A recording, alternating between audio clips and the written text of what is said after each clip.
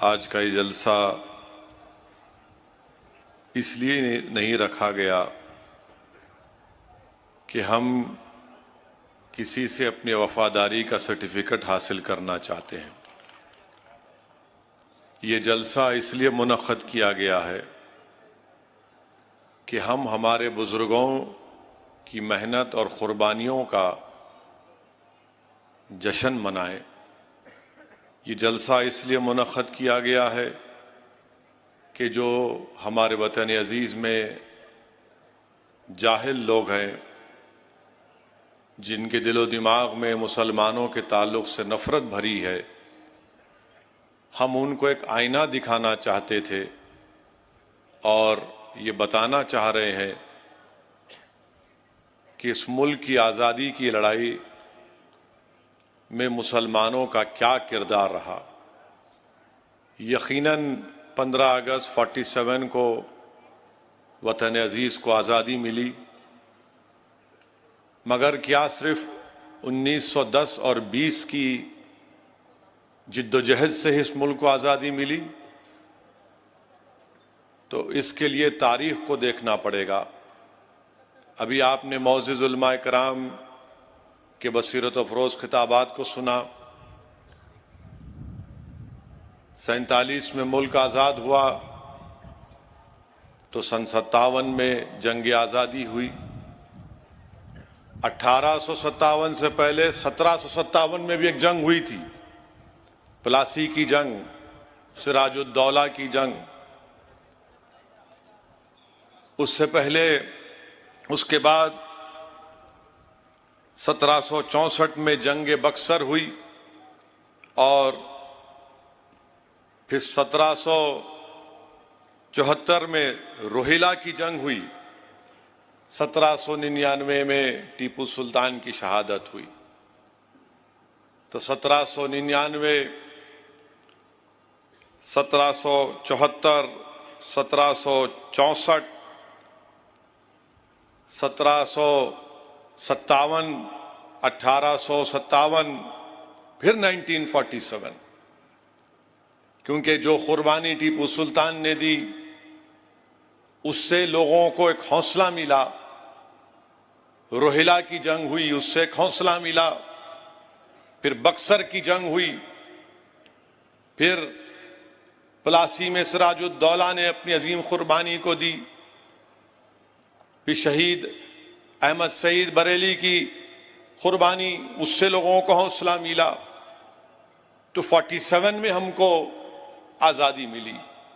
تو اگر ہم یہ کہیں گے کہ نہیں، صرف 1920 سے ہی ہم دیکھیں گے ملک کی آزادی کی جدوجہد ہوئی، ہمارے عظیم مجاہدین نے قربانی دی، یقیناً انہوں نے قربانی دی، اس کے کوئی انکار نہیں کر سکتا، مگر کیا ہم بھول جائیں گے سراج الدولہ کی قربانی کو؟ کیا ہم بھول جائیں گے بکسر کی جنگ میں جو لوگ شہید ہوئے؟ کیا ہم بھول جائیں گے روہیلا کی جو جنگ ہوئی تھی؟ میرے عزیز دوستوں اور بزرگوں، اسی لیے ہم تمام کو یہ یاد رکھنا ضروری ہے۔ دوسری بات یہ ہے کہ ابھی ہم نے سنا کہ علامہ فضل خیر آبادی کی قربانی۔ حیدرآباد میں مکہ مسجد کے امام تھے مولوی علاء الدین رحمۃ اللہ علیہ۔ چیمہ خان کو اورنگ آباد سے پکڑ کر انگریزوں نے لایا تھا، کیونکہ چیمہ خان نے کہا کہ میں انگریزوں کا ساتھ نہیں دوں گا۔ اس کے خلاف مولوی علاء الدین رحمۃ اللہ علیہ مکہ مسجد میں جہاد کے اوپر خطبہ دیا، اور وہاں سے جلوس نکلا تر باز خان کے ساتھ، جو موجودہ وومنز کالج ہے، ریزیڈنسی، انگریزوں کی ریزیڈنسی تھی، وہاں پر ایک بہترین احتجاج ہوا، گولیاں چلیں، مولوی اسماعیل رحمۃ اللہ علیہ زخمی ہوئے، گرفتار کر کے مولوی علاء الدین کو کالا پانی لے کر گئے۔ تو پہلا کالا پانی انڈمان میں جو شخص گیا وہ حیدرآبادی تھا۔ 30 سال مولوی علاء الدین رحمۃ اللہ علیہ کالا پانی کی سزا کاٹے، وہیں پر ان کا انتقال ہو گیا۔ ترے باز خان کو جب کالا پانی لے کر جا رہے تھے تو ترے باز خان بھاگ گئے نکل کے، تو توپران کے پاس ترے باز خان کو انگریزوں نے پکڑ کر، سالار جنگ کا بہت بڑا رول رہا ترے باز خان کی گرفتاری میں، اور ان کو گولی مار کر ریزیڈنسی کے سامنے کئی دن تک لاش کو لٹکا دیا گیا تھا۔ تو اسی لیے حیدرآباد میں بولتے بڑا ترم خان بن رہا۔ ہاں، ہم بڑے ترم خان ہیں۔ میرے عزیز دوستوں اور بزرگوں، یہ قربانی کو یاد رکھنا ضروری ہے۔ وہیں پر ہم نے سنا مولانا فضل خیر آبادی، تو ہم کو سید احمد اللہ شاہ مدراسی کی قربانی کو بھی یاد رکھنا پڑے گا۔ یہ مدراس کے تھے، جنوبی ہندوستان کے تھے، مگر جب یہاں سے نکلے تو شمالی ہند میں انہوں نے طوفان مچا دیا، اور یہ لوگ متقی پرہیزگار لوگ تھے۔ کتابوں میں آیا کہ سید احمد اللہ شاہ رحمت اللہ علیہ جب اپنے پیر و مرشد حضرت محراب شاہ قلندری قادری سے خلافت لیے، قادری سلسلے میں، تو آپ کے پیر و مرشد نے آپ سے عہد لیا۔ ہمارے جرنلسٹ کے لیے کہہ رہا ہوں، عہد کے معنی وچن لیا کہ تم ملک، انگریزوں کو ملک سے خالی کراؤ گے۔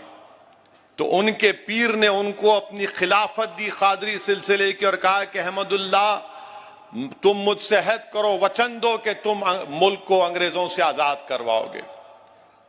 یہ تھے احمد اللہ۔ اور لکھنؤ میں جنگ ہوئی، روہیلا میں جنگ ہوئی، ہر جگہ احمد اللہ نظر آتے تھے۔ کوئی آرمی کے نہیں تھے، کوئی مگر دماغ اتنا تیز تھا سید احمد اللہ شاہ کا کہ انگریز پریشان رہتے تھے۔ اور ان کو دھوکہ دے کر ایک زمیندار نے، کیونکہ سید احمد اللہ رحمت اللہ علیہ پر 50,000 چاندی کا انعام رکھا گیا، تو ایک زمیندار نے دھوکہ دے کر ان کو بلایا، ان کو گولیوں سے ان کے جسم کو چھنی کیا، اور ان کے کٹے ہوئے سر کو کلکٹر کے پاس جا کر کہا کہ دیکھو یہ احمد اللہ کا سر ہے، 50,000 چاندی اس کو ملی۔ تو اس کو کوئی نہیں بھلا سکتا۔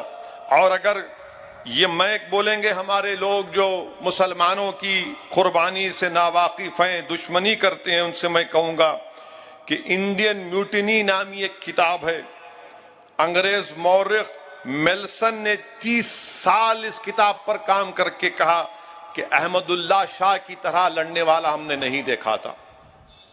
اور پھر یہ جلسے کے ذریعے ہم ان جاہل لوگوں کو بتانا چاہتے ہیں کہ دیکھو، جب سن 57 کی جنگ آزادی شروع تو ہوئی، اس کے بعد انگریزوں نے کامیابی حاصل کی، تو مورخ لکھتا ہے، اس مورخ کا نام ہے انگریز کمانڈر لارڈ رابرٹس، لکھتا ہے کہ چاندنی چوک شہر خاموشہ نظر آ رہا تھا، لاشیں تھیں وہاں پر زیادہ تر مسلمانوں کی، تو گدھ اتنے مسلمانوں کی لاشوں کو کھا کر اڑ نہیں سکتے تھے، کتے کھا کر چل نہیں سکتے تھے، اتنی مسلمانوں کی لاشیں وہاں پر تھیں۔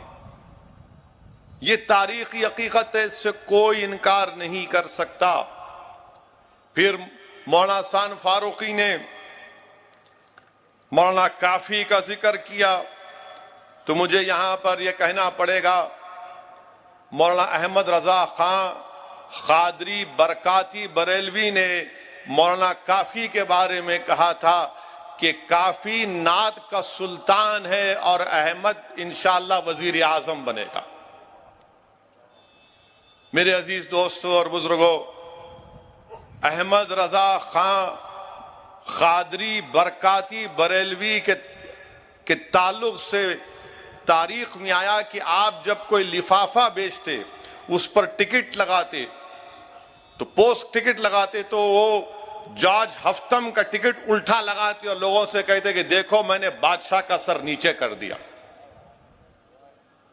پھر وہیں پر ہم کو آپ نے ابھی مفتی غیاث صاحب سے اور مولانا مصدق سے شیخ الہند محمود الحسن کی قربانی کو سنا۔ آج جو لوگ مسلمانوں کے تعلق سے نفرت کرتے ہیں بھارت میں، میں ان سے پوچھنا چاہتا ہوں کہ تم کو معلوم مالٹا کہاں پر ہے؟ بھارت سے 4000 کلومیٹر دور مالٹا میں یہ بھارت سے محبت نہیں تھی تو کیا تھا کہ شیخ الہند محمود الحسن کو مکہ گئے، شریف المکہ نے دھوکہ دیا تو وہاں سے گرفتار کر لیے، وہاں سے گرفتار کر کے جدہ لائے، جدہ سے کشتی میں بٹھا کر الیگزینڈریا لے کر گئے، الیگزینڈریا سے قاہرہ، پھر قاہرہ سے مالٹا لے کر گئے شیخ الہند کو۔ 3 سال شیخ الہند کو مالٹا کی جیل میں رکھا، ان کے ساتھ مولانا حسین احمد مدنی، پھر ان کے ساتھ حکیم صاحب تھے، ان چاروں کو مالٹا کی جیل میں رکھا گیا۔